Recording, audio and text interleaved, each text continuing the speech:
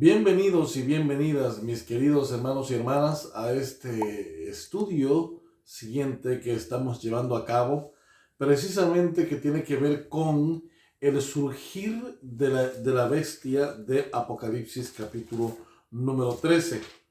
En el estudio pasado vimos cómo el Señor, como pues podemos ver en el capítulo 13 y 14, cómo convergen en el objetivo a predicar tanto del mensaje de los tres ángeles, como también el objetivo a alcanzar por parte de la bestia. Y el objetivo a alcanzar pues son los moradores de la tierra, los de toda nación, tribu, lengua y pueblo, son los que alcanza la bestia con el engaño. Y vemos también cómo del otro lado el mensaje de los tres ángeles está dirigido precisamente a esos hermanos y hermanas, de toda nación, tribu, lengua y pueblo, el mensaje de salvación. Ahora, también aprendimos en los estudios anteriores que la bestia de Daniel 7:25, que es el cuerno pequeño que surge, también es la bestia del capítulo 13 de Apocalipsis, la primera bestia que surge. Vimos que tiene las mismas características y que gobierna durante el mismo periodo, es decir, es la misma bestia. Sin embargo, es también cierto que cuando su herida mortal es sanada, surge. Y aprendimos que desde el año 1798 está en ese surgir, en esa sanación que le va a permitir surgir en algún momento de nuestro futuro inmediato. Así que entonces lo que tenemos es precisamente que indagar cómo es que surge, en qué momento surge y quién es el que le ayuda a surgir por segunda vez una vez que está completamente sana. Así que entonces les quiero invitar a todos ustedes que podamos inclinar nuestro rostro para que podamos orar. Nuestro Dios y Padre Celestial, muchas gracias te damos porque tú nos das el privilegio de poder ser tus hijos. Y que a pesar de todas las cosas, Señor, que a veces tenemos o nos pasan en la vida como ataques del enemigo para desalentarnos, tú siempre estás a nuestro lado para darnos victoria, para levantarnos, para socorrernos, para darnos ánimo. Señor, en este corto estudio que vamos a tener, te pedimos que tú puedas estar con nosotros, que nos ayudes a comprender tu palabra. Te lo pedimos y te lo agradecemos, Señor, en el nombre de Cristo Jesús. Amén y amén. Muy bien, mis queridos. Vamos a ir rápidamente entonces al capítulo número 13 de Apocalipsis y vamos a leer desde el versículo número 11 en adelante. Miren lo que dice. Después vi a otra bestia que subía de la tierra, el cual tenía 2 cuernos semejantes a los de un cordero, pero hablaba como dragón. Ejercía toda la autoridad de la primera bestia. Fíjense bien. Ejercía toda la autoridad de la primera bestia. ¿Estamos bien ahí? En presencia de ella. Y hacía que la tierra y sus habitantes adorasen a la primera bestia, cuya herida mortal fue sanada. Realizaba grandes señales y hasta hacía descender fuego del cielo a la tierra ante los hombres. Y con las señales que se le permitió realizar en presencia de la primera bestia, engaña a los moradores de la tierra y les manda que hagan una imagen de la bestia que tuvo la herida de espada y vivió. Se le permitió infundir aliento a la imagen de la primera bestia, para que la imagen pudiera hablar y dar muerte a todo el que no adore a la imagen de la bestia. Y ordenaba que a todos, pequeños y grandes, ricos y pobres, libres y siervos, se les ponga una marca en la mano derecha o en la frente, y que ninguno pueda comprar ni vender. Fíjense bien. Y que ninguno pueda comprar ni vender. Sino solamente aquel que tenga la marca o el nombre de la bestia o el número de su nombre. Esto requiere sabiduría, pues el número de la bestia es número de hombre y su número es 666. Una de las cosas impresionantes que tenemos que entender es que la sanación de la bestia se da mientras un poder surge de la tierra. Aprendimos que en el año 789 comienza la Revolución Francesa y termina en 1799. Pero en ese año, un año antes, en el año 1798, el Papa Pío VI Papa Pío VI, es llevado prisionero por Napoleón y su general Berthier.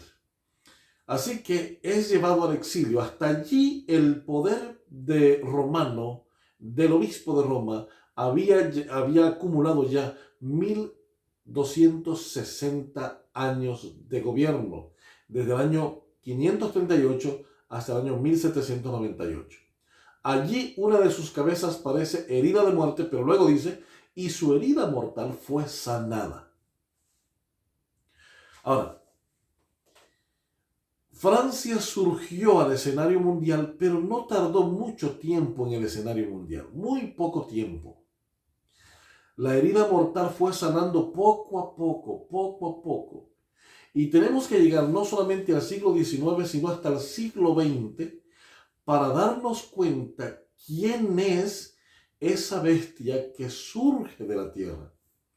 La bestia del libro de Apocalipsis capítulo 13, versículo 11 al 18, no surge del mar como el resto de las bestias. Surge de la tierra.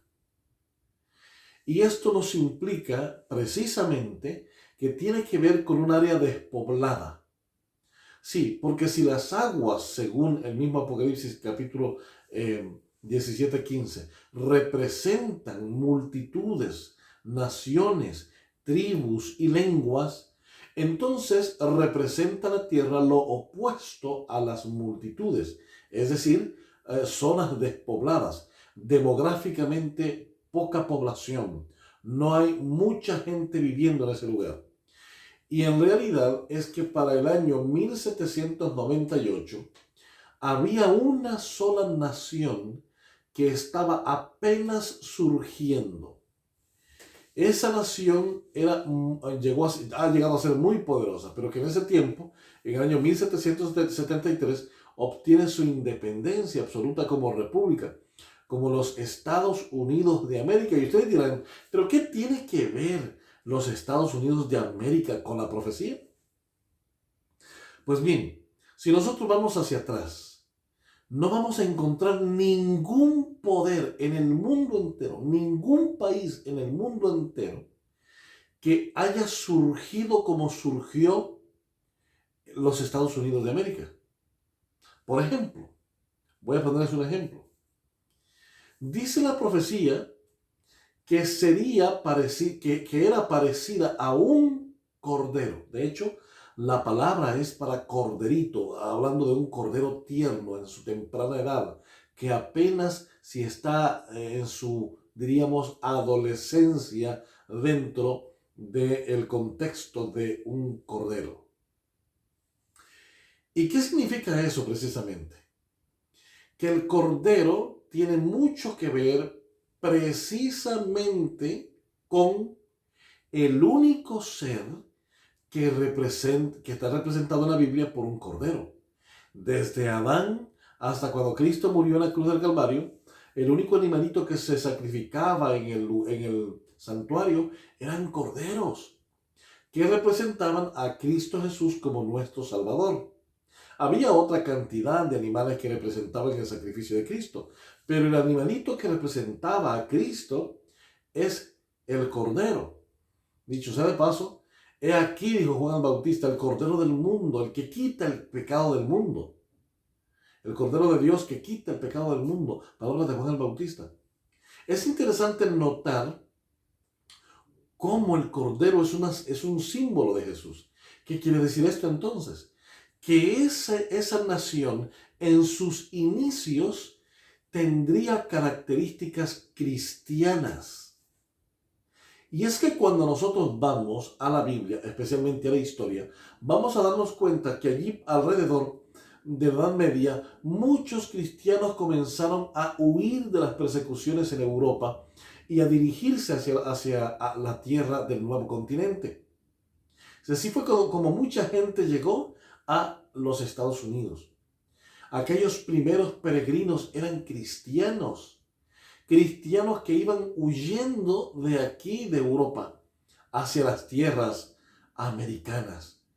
Y cuando llegaron allá, de hecho, hay una fecha muy solemne en el contexto de la historia de los Estados Unidos, que es el Thanksgiving Day, que es el Día de Acción de Gracias, donde la historia dice que los primeros peregrinos estaban que se morían de frío porque no tenían con qué taparse, ni tenían comida. Y los nativos vinieron y compartieron con ellos ese día comida y sus pieles para que no murieran de frío. Y desde allí proviene el famoso Día de Acción de Gracias en la historia de los Estados Unidos. Los del viejo continente llevaron hacia allá la religión. Los que iban huyendo de la persecución de la Iglesia Católica a través de los gobiernos europeos se fueron a refugiar allá. Dicho sea de paso, la Constitución de la República de Estados Unidos tiene un título muy solemne: En Dios confiamos. Quiere decir que los escritores, los fundadores de esa gran nación tenían una creencia cristiana muy arraigada. Por esa razón, la bestia que surge de la tierra surge de un área despoblada, y para esa fecha el área sin mucha densidad poblacional eran los Estados Unidos. Pero esa nación era la que menos población tenía en el mundo. Por esa razón surge de la tierra como Cordero, porque sus raíces son cristianas. Creían en Cristo Jesús como Dios, en Dios. Y por eso dice el eslogan de la Constitución: en Dios confiamos. Es una declaración de sus raíces como origen cristiano. Más adelante vamos a ver el desarrollo de los Estados Unidos, la guerra civil y muchas cosas más que sucedieron en el desarrollo de la independencia de los Estados Unidos. Y no es sino hasta la Segunda Guerra Mundial que vamos a comenzar a ver el poderío de los Estados Unidos. En la Primera Guerra Mundial y la Segunda Guerra Mundial vemos el poderío absoluto de los Estados Unidos de Norteamérica. Es impresionante notar cómo después de la Segunda Guerra Mundial, los Estados Unidos de América se consolida como el único, bueno, había un choque con la Unión Soviética en aquel momento, pero era el único país de influencia con efectos mundiales. Ganó la carrera espacial, bueno, algunos dicen que no, pero bueno, al final la ganó. Ganó la carrera armamentista, finalmente el muro de Berlín cayó, el telón de acero también cayó de la Unión Soviética, y quedó solamente en solitario los Estados Unidos, manejando la industria de la guerra. Dice que con las señales que se le permitió hacer, engañó al mundo entero.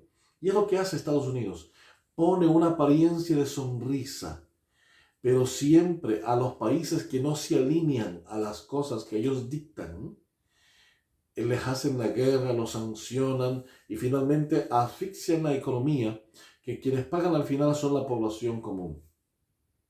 Así que tenemos este gran país, y lo que dice es que este país, esta nación, ayudará al surgir de nuevo a la bestia que tenía la herida de muerte y ha sanado. Si ustedes se dan cuenta, en el año 1929 finalmente se dio una independencia a la Santa Sede. De hecho, la Santa Sede, ¿saben ustedes que es un país. Tiene su propia moneda, tiene sus propias leyes, su propia constitución, y cuando visita los países es recibido como un dignatario político y también religioso. Eso es lo que pasa. Ahora, es interesante cómo cómo Estados Unidos ayuda a Roma a resurgir. Y tal vez esto no lo estamos viendo del todo con claridad. Pero aparentemente en este momento, mientras tenemos una guerra en desarrollo aquí en Europa, vamos a comenzar a ver el desempeño de Roma como nunca lo habíamos visto. Como un mediador de la guerra, como un hombre de paz, como una representación de la paz del cielo. Y vamos a comenzar a ver cómo el mundo entero comienza a confiar en este personaje, el papado de Roma, para que pueda ser el líder mundial que traiga la paz a los pueblos. La guerra es muy necesaria para los objetivos de Roma. La guerra es muy necesaria para los objetivos de Roma porque una vez que ella alcance ver todo lo que el mundo está haciendo, guerra en Medio Oriente, guerra en Oriente Extremo, en guerra por China, pronto a lo mejor Taiwán y China entrarán en alguna guerra, guerra en Europa, probablemente en América violencia sin precedentes, y de repente aparecerá un ser que da paz y que esos tratados se respetan. Todos los demás tratados no se respetan, pero los de él sí, porque es el embajador de paz. Mis queridos amigos, estamos ante un desarrollo tremendo de la historia, y dentro de poco estaremos viendo cómo la bestia que fue herida de muerte surge de nuevo en el escenario mundial, y los Estados Unidos como la nación más poderosa del mundo ayudando a que esto se logre. Cuando esto lo veamos surgir, mis queridos y apreciados amigos y hermanos, el fin estará por llegar. Porque entonces vienen las otras señales: la persecución contra los cristianos, la predicación y la denuncia de la prevaricación de la bestia. Y todo esto vendrá junto con el fuerte pregón, el mensaje de los 3 ángeles más el mensaje de Apocalipsis 18, salid de ella, pueblo mío. Y este siendo el último mensaje, se cerrará el tiempo de gracia. Y Cristo vendrá a esta tierra. Estamos a momentos históricos de ver esta situación. Y tú y yo, como hijos de Dios, necesitamos estar más consagrados que nunca, más cerca de Dios que nunca, más llenos de su fortaleza, más llenos de su gracia y sobre todo dispuestos a compartir en tiempo y fuera de tiempo el mensaje final del pregón final para esta tierra. Es un momento de levantarnos, hermanos queridos. Es un momento de levantarnos con Cristo Jesús y llevar al mundo entero el último mensaje de la última esperanza para un mundo que se está perdiendo en el pecado. Que Dios les bendiga a cada uno de ustedes